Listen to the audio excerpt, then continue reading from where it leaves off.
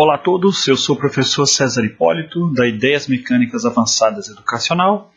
E hoje, pessoal, vamos também fazer uma breve aula de revisão para que vocês possam fazer a prova com extremo sucesso. Tá joia?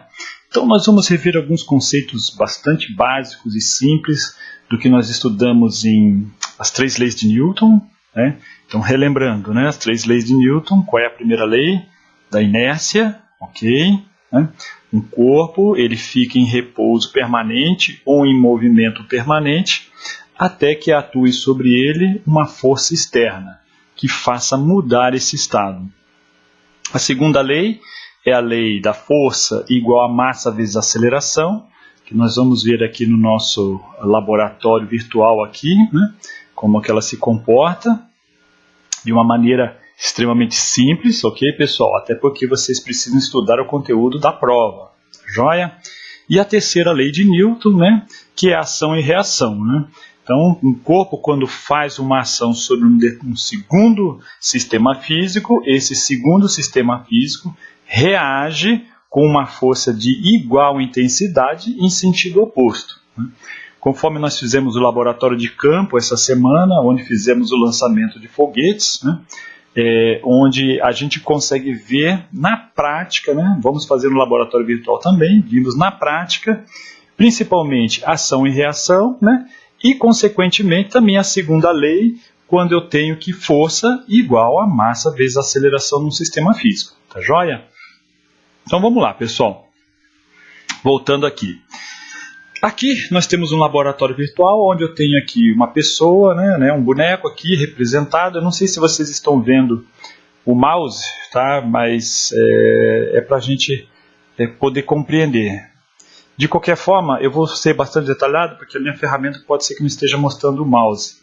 Mas vamos lá, eu tenho aqui a figura de uma pessoa, tenho uma caixa, né, central, e eu já tenho representado aqui para a minha aplicação a força peso, né, que é essa força que está uma seta em azul, representado no nosso laboratório virtual por F de G. Tá? Esse G vem em função da aceleração da gravidade, ao qual já sabemos qual é esse valor, certo, pessoal? Então, muita atenção com isso. Tá? Eu não vou falar aqui, até porque é importante que vocês leiam e pesquisem sobre isso. Qual o valor de G?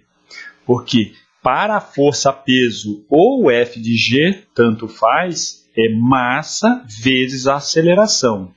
Para um corpo onde eu estou representando a força-peso, a letrinha A, que representa a aceleração, é substituído por G, que é a aceleração da gravidade, o qual já sabemos qual é, para o planeta todo. Não importa onde você esteja no planeta, essa aceleração já é conhecida, ok? Então vamos lá. Então eu tenho aqui no azul, né, representando uma seta para baixo, indo na direção do centro da Terra, seria a força-peso, ok? Em oposição, eu tenho a força normal, pessoal, a força normal. Percebam, né? A velha e boa pergunta: força normal e força-peso são exemplos de ação e reação? Não, não são. Por quê? Porque estão atuando no mesmo corpo. Isso é importante, ok? Então eu tenho aqui o meu sistema inicialmente em equilíbrio. Então eu tenho aqui a força normal em igual magnitude, né, ou igual intensidade à força-peso. Tá joia? Então, para esse primeiro ensaio, eu vou colocar aqui, eu vou tirar aqui, né, o atrito. Tá joia? Então eu vou tirar o atrito. Eu vim aqui onde está escrito atrito, à sua direita, né, na direita do teu vídeo, tem gelo sem atrito. Então eu ainda não estou contabilizando o atrito, que seria a força que é resistente ao meu movimento. Se eu estou movimentando para a minha direita, eu teria uma força resistente com a sua intensidade para a minha esquerda. Mas eu tirei a força de atrito, tá joia? Então eu vou colocar aqui que esta pessoa aqui, né, este boneco, vai aplicar uma força de aproximadamente 20 newtons, tá joia? nesse sistema. Vocês vão perceber que da posição de repouso, esse sistema vai entrar em movimento.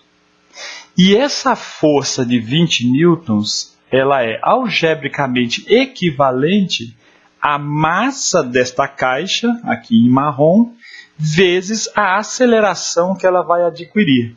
Mas lembre-se, esse é um movimento horizontal. Então, aqui eu represento a aceleração do corpo pela letra A, que eu não sei qual é, mas não é importante nesse momento, tá? Eu teria condições de descobrir? Sim, teria. Como? Se eu aplicasse a fórmula, né? F igual massa vezes aceleração. Então eu vou parar aqui meu sistema por enquanto. Então, se eu aplicasse F igual a massa vezes aceleração, e eu sabendo que a força é de 20, né? Eu sabendo também qual é a massa desse corpo, eu poderia descobrir qual é o valor da aceleração que ele adquiriu. Então, esse é um conceito importantíssimo. Esses parâmetros, sempre eu vou dar a oportunidade de você descobrir qual eu estou pedindo, em função dos demais. Tá joia? Então, deixa eu apagar aqui. Então, muita atenção com os parâmetros que são dados e o qual eu estou pedindo. Então, voltando. Eu peguei, apliquei no meu sistema uma força de 20 newtons. Né? Coloquei uma molinha aqui para vocês verem que ela vai bater e vai retornar.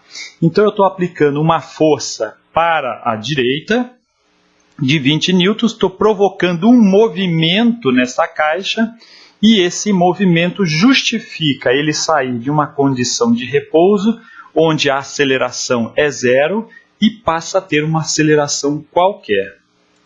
Então vejam que a componente força eu não consigo ver porque ela é muito pequena. Então vamos aumentar esse valor aqui para 100 newtons. Vocês vão perceber que eu consigo verificar aqui uma seta laranja e uma seta verde que mostra o somatório das forças. O somatório das forças nesse momento é somente a força A que eu estou aplicando no meu sistema. Caso houvesse uma força em oposição, lembre-se sempre, força resultante é o somatório das forças que atuam num corpo. Eu teria que fazer uma menos a outra para achar a soma, que está em verde, e identificar qual o sentido e direção do movimento. Claro isso, senhores? Então vamos lá. Eu saí de uma condição de repouso, porque eu apliquei uma força. Logo, causei uma aceleração no meu sistema físico. Essa aceleração, né, vai determinar para qual direção e sentido esse corpo está se movimentando. Então, como eu não tenho uma força em oposição, por exemplo, eu não tenho força de atrito, o somatório das forças é somente para a minha direita. Ok? Então, atenção com esses principais tópicos. Tá? Eu falei pausadamente, brevemente, e expliquei todos os contextos que nós já vimos em sala, para que vocês possam recuperar essas informações no material de vocês e fazer sentido no momento em que forem fazer as questões. Tá joia? Então vamos lá, vamos dar uma pausa para que eu possa ir para o próximo tópico, né? Inclusive passar pelo nosso laboratório de campo que nós fizemos. Tá joia? Olá pessoal, retornando aqui por mais um laboratório virtual. Agora nós vamos dar uma olhada, né, na nossa ferramenta, que não tem uma unidade exclusiva para o uso de foguetes. Então eu peguei aqui o lançamento oblíquo, né, coloquei o nosso canhão na posição de um lançamento de foguete, para que a gente possa falar um pouco em respeito até como nós executamos no nosso laboratório de campo. Tá joia? Onde aqui representa o nosso foguete, aqui está aqui um pequeno canhãozinho vermelho e amarelo, né, caso o mouse não esteja aparecendo. Posicionei ele num ângulo de 90 graus para simular um lançamento vertical. Coloquei uma velocidade inicial de 25 metros por segundo, é o momento que eu disparo esse foguete, tá joia? Então aqui, vamos imaginar que isso seja um foguete. Aqui, lembre-se, nós aplicamos as duas leis de Newton, né? Ação e reação, principalmente, e em consequência disso, teremos força igual a massa vezes aceleração. Joia? As componentes das forças aqui, lembre-se, né? Nós temos aqui uma determinada bala de canhão, ou o que for, né? Percebemos que ela possui uma determinada massa, né? No caso aqui 5 kg. Não estou colocando a resistência do ar, que vocês podem ver aqui nessa tabelinha à sua direita, né? Significa que eu não tenho um coeficiente de arrasto, que significa que são oposições ao movimento vertical que eu estaria colocando. Então não tem. Então eu vou ter o máximo de aproveitamento, né, da terceira lei aqui. Quando, por exemplo, para uma situação de foguete, né, que nós vamos ver até quando fizermos o lançamento do nosso foguete definitivo, que a queima dos gases, né, durante a combustão do motor, ele gera uma força para baixo, ok? E essa força tem uma reação, né, do solo, né, porque o jato do foguete gera uma força na direção do solo. O solo reage com uma força de igual intensidade para cima, ok? Claro que nós estamos vencendo também o próprio peso, né, ou a força-peso da bala de canhão aqui, ou do nosso foguete. Então, a resultante seria a força de empuxo para cima, menos a força-peso. Vou representar aqui para que vocês possam ter uma ideia. Seria a força de empuxo para cima, menos a força-peso para baixo, igual a massa do meu foguete vezes a aceleração que ele vai adquirir. Seria esta fórmula aqui que iria dizer quais seriam as condições de lançamento para que a gente alcançasse uma determinada altura. Então aqui, pessoal, nós estamos falando da segunda lei de Newton, né? E ainda há pouco falamos também da terceira lei de Newton, e em função da queima do combustível, gerar uma força para baixo e o chão reagir com uma força para cima, lançando o nosso foguete para o alto. Joia? Então vamos lá, pessoal. Então a situação é exatamente conforme nós falamos, né? Somente relembrando o conteúdo que nós já vimos em sala de aula, joia? Para que vocês possam direcionar os conhecimentos no momento de realizar a prova. É somente uma lembrança de tópicos principais, joia? Então vamos lá, eu coloquei aqui uma bala de canhão que está representando o nosso foguete, né? Os vetores de força eu coloquei aqui nessa tabelinha lateral aqui para que vocês possam ver. E se eu fizer o disparo,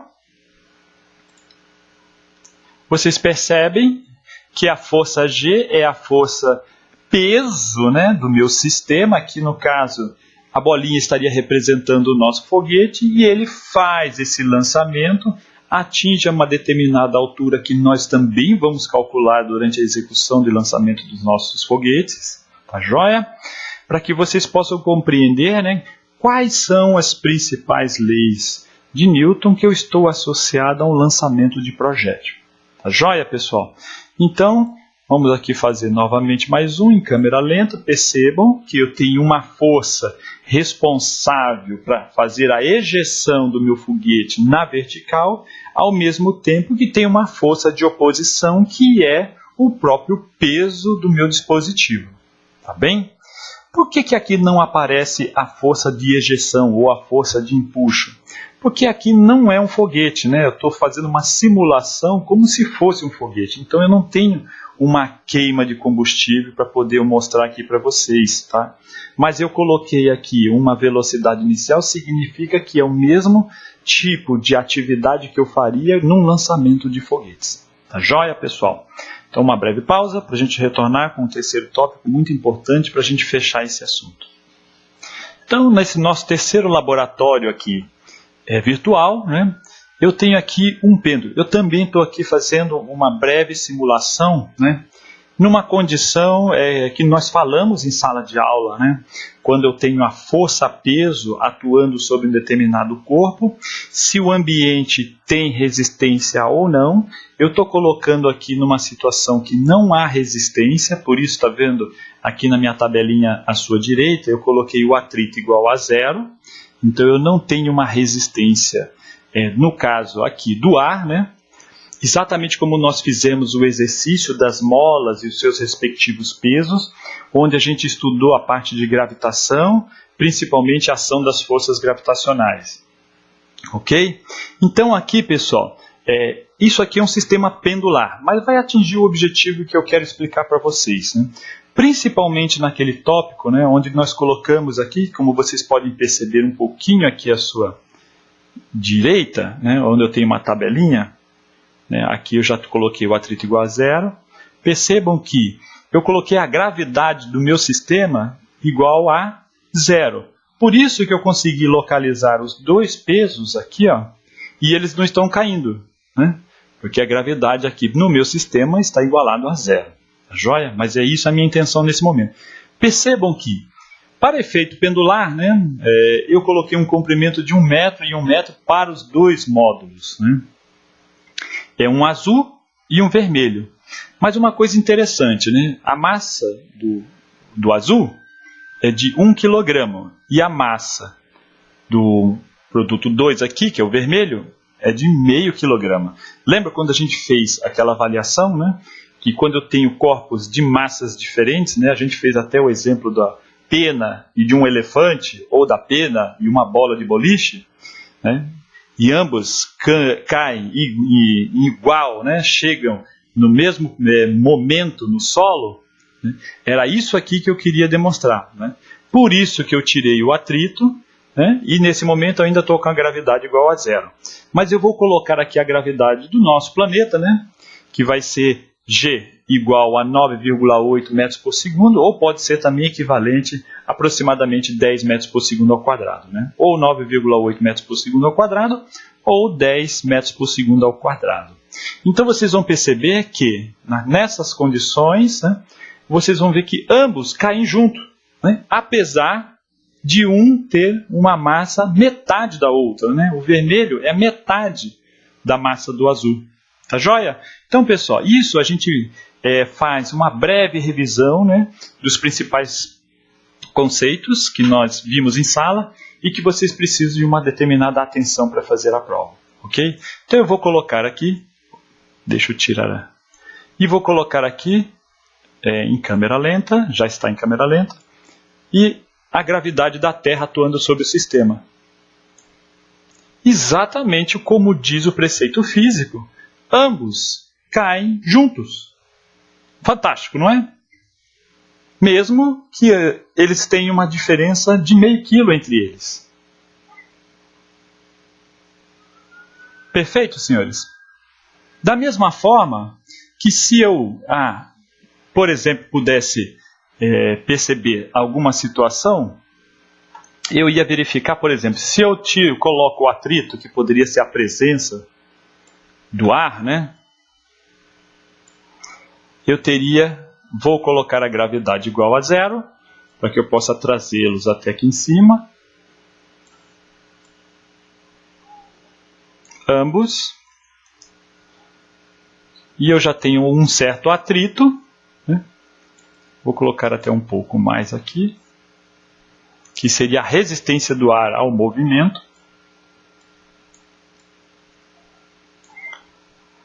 E vou colocar aqui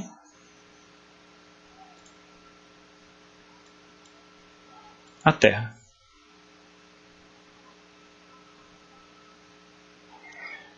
Perceberam que começa a haver uma defasagem entre eles? Porque um tem uma resistência maior do que o outro. Era esse contexto que era importante que vocês revisassem. Ok, pessoal? Então, pessoal, foi uma breve revisão de tópicos importantes que vocês precisam dar uma revisitada para terem sucesso na prova. Ok? Muito obrigado a todos e qualquer dúvida, por favor, deixe um comentário, se inscreva no nosso canal dê um joinha aí para que a gente possa fortalecer mais ainda as nossas aulas. Tá joia? Até a próxima!